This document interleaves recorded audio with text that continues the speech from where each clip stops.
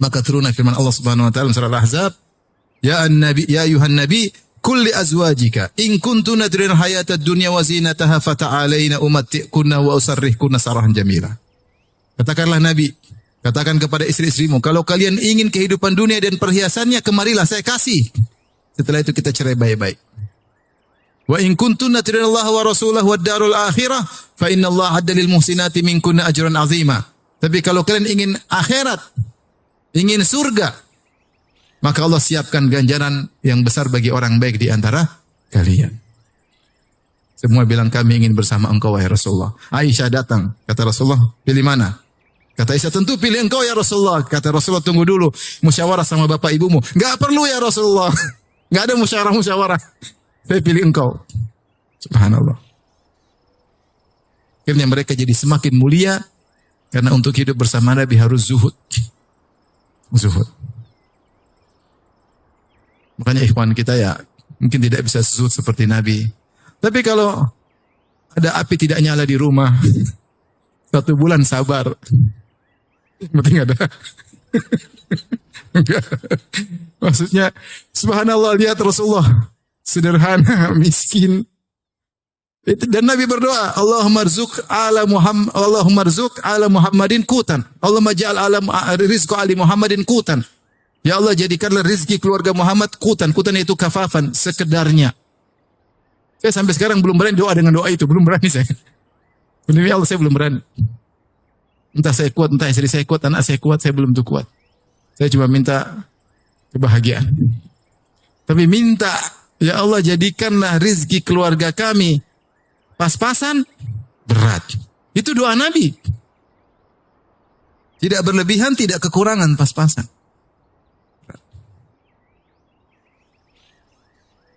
Makanya Nabi hidup sangat sederhana. Sallallahu alaihi wasallam. Kenapa dia tahu dunia hanyalah sebentar? Makanya ketika Nabi sedang di kamar masyrubah tadi, karena ninggalin istri-istrinya, Umar datang.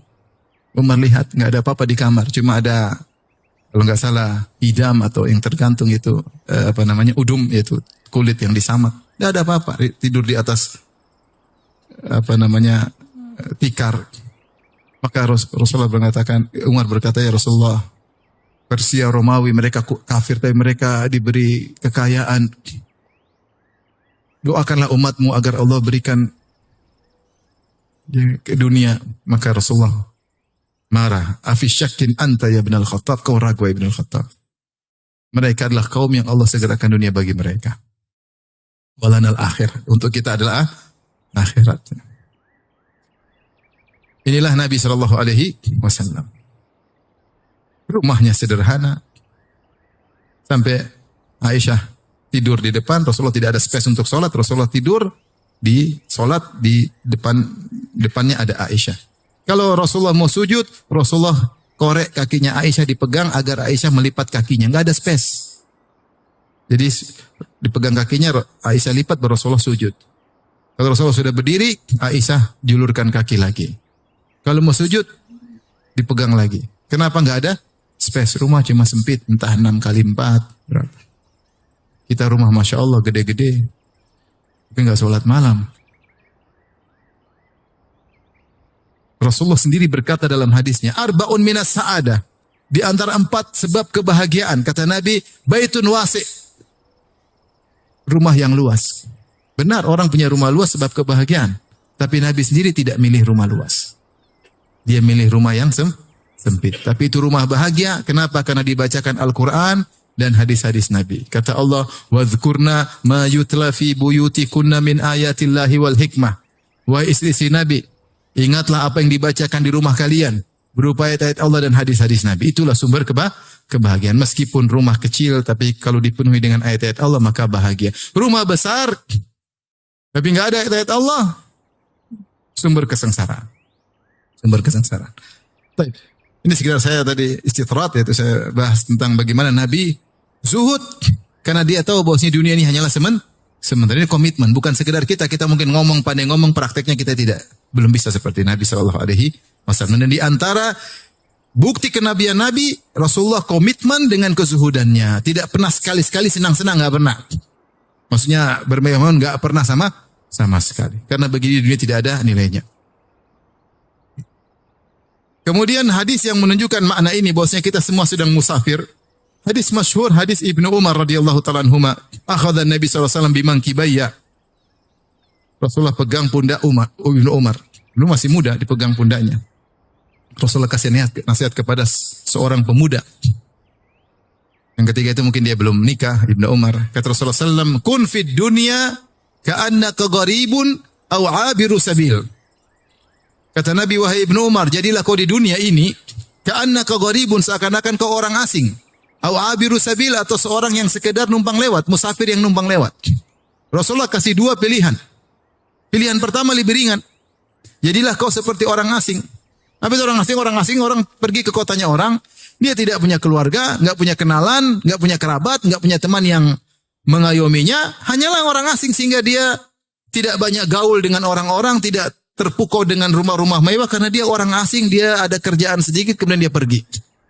Beda kalau orang setempat, dia pingin lama di situ, punya kenalan, ketawa ketiwi, main sana main sini. Enggak, orang asing apa? Nggak ada yang kenal dia. Nggak ada orang panggil untuk makan gorengan pagi hari, nggak ada. Nggak ada yang ngajak makan malam, nggak ada. Nggak ada yang ngajak ngobrol, nggak ada. Karena orang asing, nggak ada yang kenal dia. Sehingga bagaimana orang asing? Orang asing kan tidak nyaman situ. Dia hanya sekedar secukupnya, ada keperluan, kemudian apa? Pergi. Sebenarnya Allah mengatakan isyarat bahwasanya janganlah kau hasad. Kau hanya sebentar di situ. Kau orang asing dan kau akan kembali ke kampungmu. Dunia ini asing bagimu, kampungmu di surga. Maka ambillah kebutuhanmu. Dan jangan terpedaya dengan rumah yang mewah, mobil yang indah. Kayak orang asing. Orang asing mana hasad sama orang? Dia enggak hasad karena ini bukan kampung dia. Dia hasad di sana. Kalau ada orang di kampungnya kaya, dia hasad. Tapi kalau cuma di kampung orang lain, dia enggak hasad. Karena tidak ada yang kenal dia. Rasulullah ajarin, kamu kalau di dunia enggak usah hasad. Kalau di akhirat, hasadlah. Supaya kau lebih tinggi surgamu di akhirat. Supaya kau lebih cantik bidadarimu di akhirat. Supaya kau lebih kaya di akhirat. Jadi kalau antum lagi di luar naik motor butut ya, terus ada mobil mewah lewat, nanti di akhirat lihat gitu dong. Belum tentu kau bos di sini, bos di sana juga. Lihat nanti kayak gitu. Baca Quran semangat. Saingan hasad di akhirat bukan di sini. Di sini tidak perlu hasad-hasatan. Kita orang asing kata Nabi sallallahu alaihi wasallam. Dan orang asing tidak banyak gaul. Gaul secukupnya. Cukupnya. Jangan buang-buang waktu. Terlalu banyak grup WhatsApp. Grup sampai 20 habis waktu. Grup 1, grup 2, grup 3, grup 4, grup 5 sampai grup 20. Sehingga maslahat kita yang sungguhnya kita abaikan. Kemudian Rasulullah SAW kasih pilihan kedua yang lebih berat. Atau di sini ditafsirkan oleh para ulama bal dengan idrab. Maksudnya bahkan kalau bisa berpindahlah pada tahap berikutnya. Ini seperti Allah Subhanahu wa taala, wa arsalnahu ila mi'ati alfin aw yazidun. Dan Allah mengutus Nabi Yunus alaihissalam kepada 100.000 orang aw yazidun atau lebih. Aw di sini bukan artinya atau. Aw di sini bal, bahkan lebih dari 100.000. Jadi aw terkadang maknanya bal. Kalau Allah mengatakan 100.000 atau lebih seakan-akan Allah ragu. Enggak, yang benar aw di sini maknanya adalah bal yazidun. Yaitu Yunus alaihissalam di zaman dia punya pengikut lebih dari 100.000. Dan ini jumlah yang besar di zaman dahulu. Nabi Yunus alaihissalam. Sama ketika Nabi berkata, kun fid dunya ka'annaka gharib. Jadilah kau di dunia seperti orang yang asing. Oke, itu pun sudah susah. Kita di dunia susah menjadi seperti orang asing. Pilihan yang lebih berat lagi kata Allah, kata Nabi, au abiru sabilin ay bal abiru sabil, bahkan kalau kau bisa jadilah seperti orang yang cuma numpang lewat. Kalau orang asing masih tinggal, masih ada tinggal sehari, 2 hari, 3 hari, sebulan. Kalau numpang lewat cuma mampir terus jalan lagi. Dia mampir kemudian buang hajat atau makan siang, kemudian melanjutkan perjalanan masih panjang. Seakan-akan Nabi mengatakan, jadilah kau orang di dunia, ambil secukupmu saja. Untuk duniamu secukupnya untuk melanjutkan perjalanan yang jauh. Perbanyak akhirat. Kalau mau bekal yang banyak untuk apa? Akhirat. Untuk dunia secukupnya saja. Jadi mengatakan tadi, seperti pengembara yang mampir sebentar di bawah sebuah pohon untuk tidur sebentar kemudian melanjutkan perjalanan. Ini lebih berat lagi. Para ulama menafsirkan yaitu seorang yang numpang lewat apa? Emang dia mau ambil dunia banyak-banyak? Nggak bisa. Dia ambil dunia banyak-banyak, dia nggak bisa jalan, cuma numpang lewat. Dia ambil secukupnya aja karena dia mau pergi. Secukupnya paling buang hajat, makan, lanjut lagi. Tidak lamanya banyak. Ini lebih berat lagi. Kita di dunia kalau bisa ngambil sebanyak-banyaknya, sebanyak-banyaknya. Kita lemah. Dari sini, inilah perjalanan kita menuju kampung akhirat. Menuju kampung kita yang sesungguhnya. Bagi orang beriman, kampungnya tadi surga. Dan perlu kita sadari bahwasanya destinasi kita di dunia hanyalah sebentar dengan sangat sebentar. Tetapi sebentar ini ternyata adalah penentu untuk destinasi berikutnya. Siapa yang di destinasi ini menjadi orang soleh, maka dia akan bahagia pada destinasi berikutnya. Siapa yang di dunia ini ternyata dia nggak benar, bekal akhiratnya sedikit, maka dia akan sengsara pada destinasi berikutnya. Suatu bait syair yang disebahkan kepada Ali Zainal Abidin, beliau berkata, safari ba'idun wazadu la yuballighani wa quwwati dha'ufat wal mautu yatlubuni. Safarku masih panjang, kata dia. Masih panjang. Dunia, alam barzah, padang mahsyar. Safarku panjang. Wazadu la yuballighani, sementara bekalku tidak akan buat aku bisa sampai sedikit. Wa quwwati dha'ufat, sementara kekuatanku semakin melemah. Wal mautu yatlubuni, sementara kematian terus mengejarku. Kata seorang penyair, tazawwad minat taqwa fa innaka la tadri idza janna al-lailu hal ta'ishu ila al-fajr. Berbekalah dengan ketakwaan, sungguhnya kau tidak tahu jika telah tiba malam hari apa kau bisa hidup sampai besok hari. Apa kau bisa hidup sampai terbit fajar? Tidak ada yang tahu. Wa kam min sahihin mata min ghairi illatin wa kam min saqimin ashahina min ad-dahri. Betapa banyak orang sehat tahu-tahu meninggal dunia tanpa sakit sebelumnya. Banyak sekali. Banyak sekali. Banyak mati tiba-tiba. Lagi ngobrol tahu-tahu mati. Ada begitu. Ngobrol tahu-tahu mati. Lagi sehat-sehat ketabrak mobil, ada. Lagi segar-segarnya pesawat meledak. Banyak kita nggak tahu.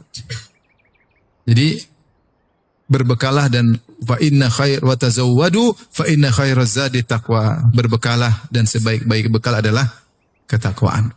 Ma'asyiral muslimin wal muslimat, oleh karenanya ibu yang dirahmati Allah Subhanahu wa taala dan para bapak yang dirahmati Allah Subhanahu wa taala, inilah destinasi kita, hendaknya kita serius. Nah, kita tinjau destinasi berikutnya sangat berat. Kita akan masuk dari alam barzah. Dan alam barzah, ya saya sampaikan secara singkat saja tentang destinasi-destinasi kita. Setelah kita di dunia selesai waktunya, kita masuk di alam barzah.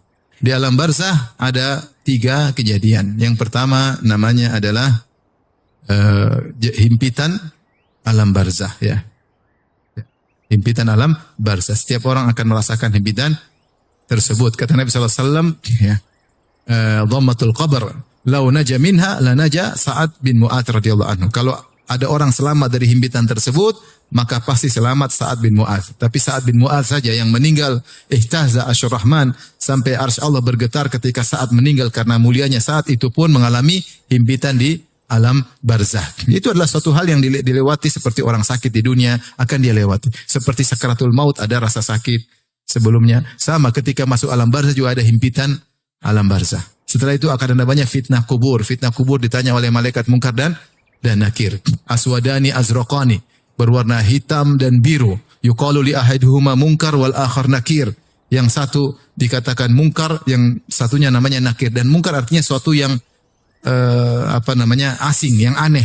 Bentuknya aneh, mengerikan. Nama mungkar dan nakir menunjukkan penampakan kedua malaikat tersebut sangat mengerikan. Maka dikatakan aswadani azraqani, hitam dan biru.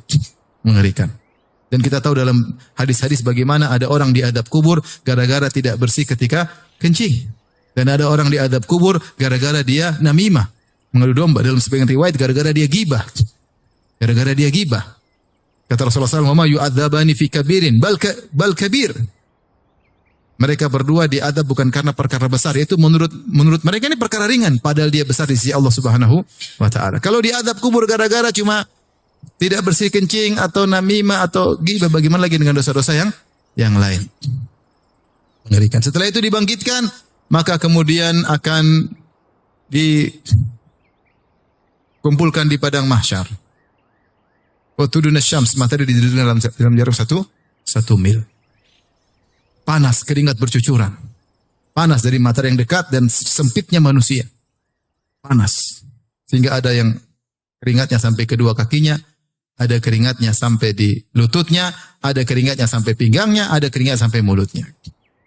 Kata Al-Ghazali rahimahullahu ta'ala, siapa yang di dunia sering keringat karena Allah, dia akan sedikit keringatnya kepada hari itu. Dia keringat karena berdakwah, dia keringat karena menyambung silaturahmi, dia keringat karena urusan umat, dia keringat karena sholat malam, dia keringat karena puasa, maka akan sedikit keringatnya. Siapa yang tidak pernah berkeringat karena Allah, maka dia akan sengsara pada hari tersebut.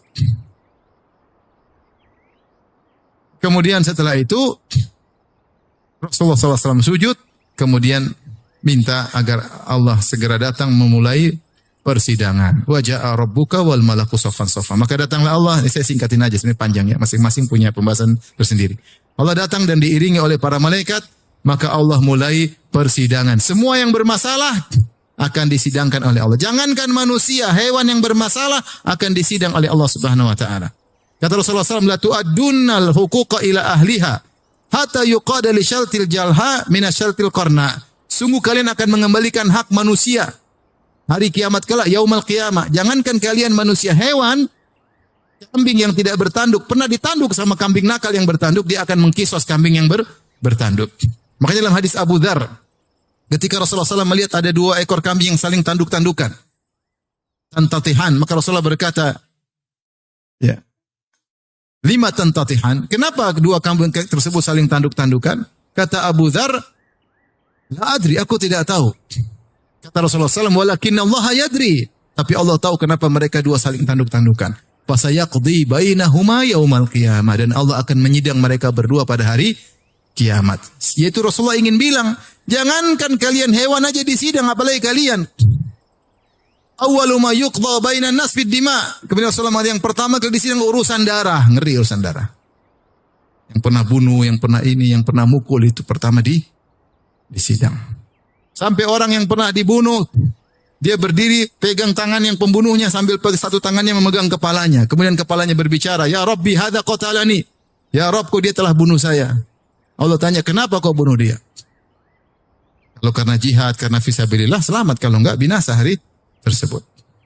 Semua akan disidang. Hatta latmah, satu tamparan, satu kata-kata zalim kepada orang, semua akan disidang. Semua akan disidang. Makanya hati-hati, jangan zalimin orang. Jangan makan harta orang lain. Jangan menjatuhkan harga diri orang lain. Jangan pernah mukul orang lain. Jangan pernah punya andil dalam memukul orang lain. Jangan sama sekali. Kita dizolimi nggak ada masalah. Kita dizolimi, kita akan ambil hak kita di akhirat. Tapi kalau kita yang menzolimi, kita binasa. Kita binasa. Kata Rasulullah SAW, "Adzulmu dzulumatun yaumal qiyamah." Bahwasanya kezaliman adalah kegelapan yang bertumpuk-tumpuk pada hari kiamat kelak. Orang akan sengsara pada hari tersebut, orang-orang yang zalim. Orang yang zalim. Mengerikan.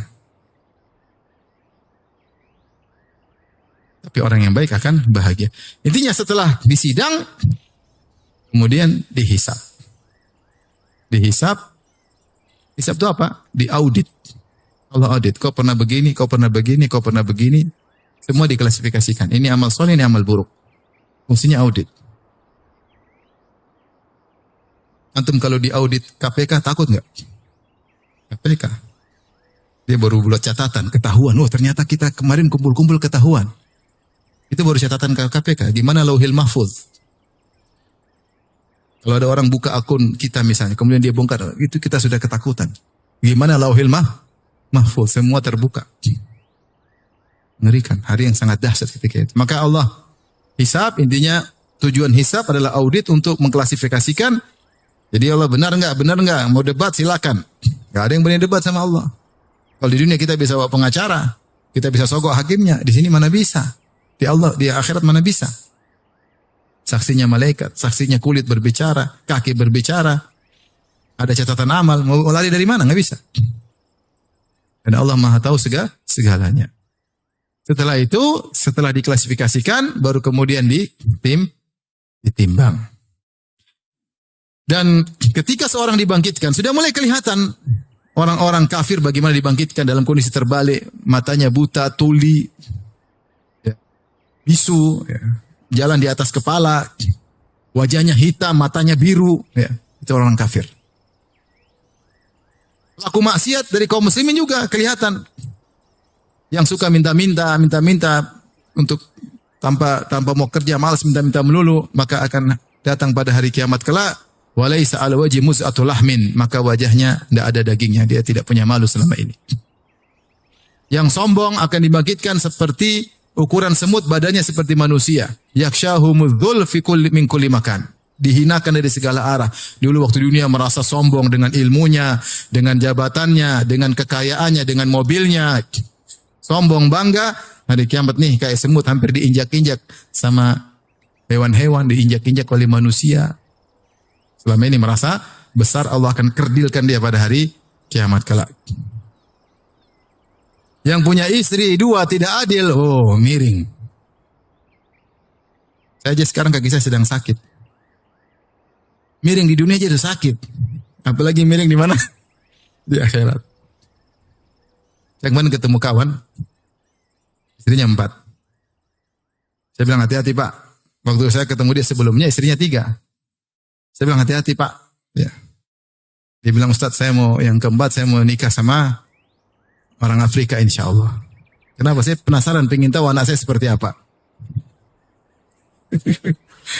Akhirnya saya ketemu dia lagi, baru beberapa hari lalu. Mana Pak? Jadi Afrika enggak? Hati-hati Pak. Saya saja kaki sakit, miring enggak enak.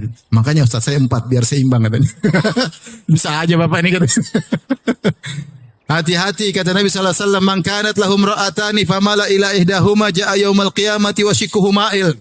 Siapa yang punya istri 2 kemudian condong kepada salah satunya, datang pada hari kiamat badannya miring. Ya akhi, ente kenapa akhi? Miring kenapa akhi? Ente kenapa? Istri 2. Lu saya tahu istri cuma 1, satunya saya sembunyiin. Miring. Waliyadzubillah. Tapi kalau adil tenang, Kalau enggak adil, miring. Kasihan. Betapa banyak praktisi poligami yang tidak adil. Hati-hati. Antum tenang aja kalau 1 aman. Lurus insya Allah. Jadi ini menunjukkan bahwasanya tidak adil kepada istri dosa besar. Karena diancam dengan siksaan khusus. Dosa besar. Ini baru mukaddimah di padang mahsyar. Belum setelah persidangan seluruhnya. Sementara orang-orang soleh akan diperlihatkan.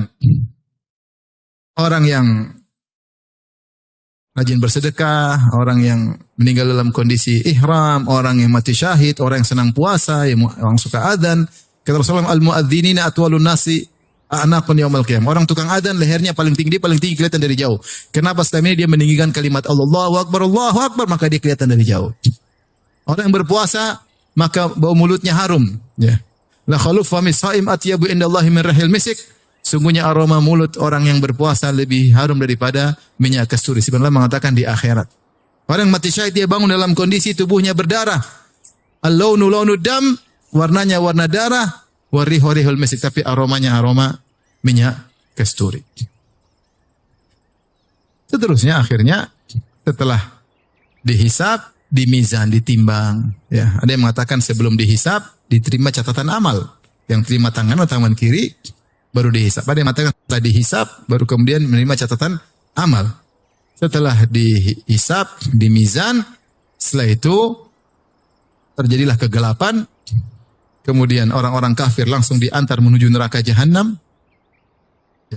Ikutilah semua orang mengikuti apa yang dia sembah.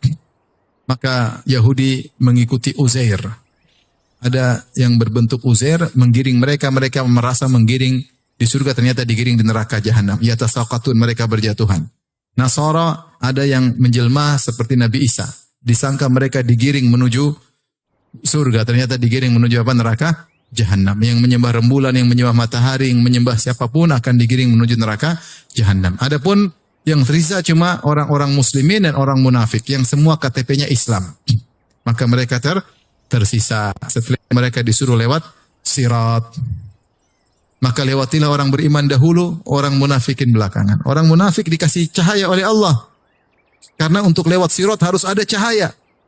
Ketika dia pegang cahaya sudah senang, tahu-tahu cahayanya diredupkan oleh Allah Subhanahu wa taala. Ketika itu orang-orang beriman berdoa, Rabbana atmim lana nurana waghfir lana. Ya Rabb kami, sempurnakanlah cahaya kami, jangan diredupkan seperti orang munafik. Waghfir lana, ampunilah kami tahu dosa kami yang membuat cahaya redup. Ampunilah kami agar cahaya kami tetap bertahan. Maka berjalanlah orang-orang melewati sirat. Orang munafik semua masuk neraka jahanam, neraka paling dasar bahkan. Orang beriman, maka 3, ada yang tercabik-cabik, akhirnya jatuh ke neraka jahanam. Itu orang-orang yang dosanya tidak harus, orang dosanya membuat mereka masuk neraka, tapi mereka mukmin, masih Islam. Cabik-cabik masuk neraka. Nanti suatu saat mereka akan keluar. Yang kedua tercabik-cabik, ya, tetapi tidak masuk neraka. Najin, mukardas, najin. Tercabik-cabik, tetapi selamat. Yaitu dosa-dosa mereka tidak mengharuskan masuk neraka, maka cukup dibalas ketika di atas sirat. Karena di sirat ada kalalib, ada khototif, besi-besi, ada hasakah, ada 3 model besi yang tajam-tajam. Ada yang berduri, ada yang cabik-cabik, mencabik-cabik siapa saja yang lewat di situ. Dan yang terakhir, najin musallam, selamat tidak terkena cabikan besi sama sekali. Yang selamat ini macam-macam. Ada yang seperti kalbarq, seperti cahaya kilat cepat sekali terus sampai. Ada yang seperti angin berhembus, ada yang seperti kuda yang berlari cepat, ada yang seperti onta yang berlari, dan ada seperti orang yang berlari, ada yang sampai tertatih-tatih, merangkak. Dia berkata, ya Rabbi, lima abta'ta bi. Dia merangkak, ya Allah kenapa kau buat aku lambat? Kata Allah, innama abta'a bika amaluk. Yang bikin kau lambat adalah amalmu sendiri. Amalmu sendiri. Di antara hal yang paling memudahkan orang untuk bisa lewat sirat dengan cepat adalah menyambung silaturahmi dan amanah. Kata Nabi SAW, akan datang rahim dan amanah. Ala jambatai sirat, di samping sirat. Siapa yang menyambung silaturahmi, maka akan dipus untuk segera cepat. Siapa yang tidak nyambung silaturahmi, ditahan di situ. Rahim tahan dia. Sama amanah. Siapa yang amanah, maka akan cepat. Siapa yang tidak amanah, dia akan tertahan di situ. Di situlah Nabi berkata, az-zulm zulumatun yaumal qiyamah, kezaliman adalah kegelapan yang bertubi-tubi. Siapa yang suka zalim, dia tidak akan dapat cahaya di atas sirat, dia akan terjatuh. Kalau nggak ada cahaya, dia nggak bisa lihat. Dia jatuh, masuk neraka jahanam. Hati-hati jangan zalim. Jangan zalim sama istri. Jangan suka zalim sama istri. Sakitin hati istri, terus sampai istri kurus, antum gemuk. Nggak boleh. Kalau mau gemuk sama-sama. Jangan zalimi anak. Anak nggak diurus. Main HP mulu, anak nggak diurus. Nggak diajarin agama. Zalim sama anak. Jangan zalim sama pembantu, dimaki-maki, direndahkan, dihina. Ingat dia manusia. Saudara kita sama muslim. Jangan zalim sama anak buah, jangan zalim sama supir. Ingat dia seorang muslim. Belum tentu di akhirat kita kedudukannya lebih tinggi dari dia. Belum tentu sama sekali. Belum tentu. Saya sering bilang bagaimana kita merasa lebih baik daripada pembantu. Saya punya pembantu, dia digaji, seluruh gajinya dia kirim sama ibunya. Semua 100%. Dan dalam waktu yang lama. Siapa di antara kita seperti itu? Kemudian kita merasa lebih baik daripada pembantu ini. Pembantu ini berbakti sama orang tuanya. Dia capek-capek kerja, dimarah-marahin. Semua hasilnya dia kirim ke orang tua. Jadi kita merasa lebih baik daripada pembantu kita? Belum tentu. Jangan zalim. Jangan zalim sama siapapun. Jangan mentang-mentang kita punya jabatan, kita merendahkan orang. Mentang-mentang kita punya ilmu, kita merendahkan orang. Jangan zalim. Kezaliman, inna zulma zulumatun yaumal qiyamah. Kezaliman adalah kegelapan yang bertubi-tubi pada hari kiamat. Setelah itu tinggal terakhir surga dan neraka. Surga. Begitu injak kaki di surga, alhamdulillahilladzi adhaba annal hazan. Semua kesedihan hilang. Ya. Semua kesedihan hilang.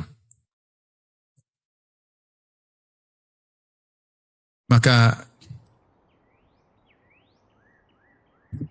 akan mendapatkan berbagai macam kenikmatan. Akan mendapatkan bidadari dan semuanya ya.